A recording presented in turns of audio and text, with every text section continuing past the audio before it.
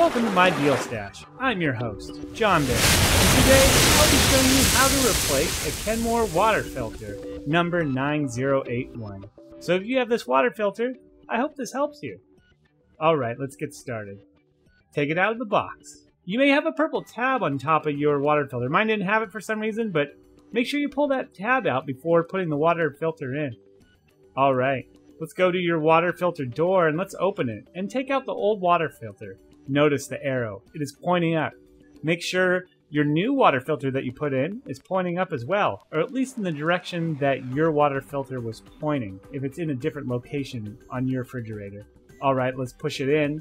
And now bring the door down and make sure it clicks into place. Once you hear it click, it should be good to go. Alright, now we gotta run the water one time to get the bubbles out because there's no water in this filter yet, so there's gonna be some gargling and spitting, and it'll seem like, oh, my water filter's broken, but it's not really broken. It just needs to run a little bit, to get the water flowing. Notice that the red indicator there is still saying, please replace the water filter. It doesn't automatically pick up that you have replaced your water filter, so we have to do this small procedure here to reset the water filter.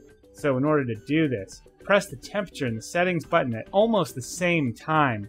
I noticed that instructions that I looked at online said to press them at the same time, but that didn't seem to work for me. I had to press for a quarter second the temperature button and then the settings button just right after it, and it then worked for me. Alright, that's it. I hope this tutorial helped. And thanks for watching, and I hope to see you at another MyDealStash video sometime soon.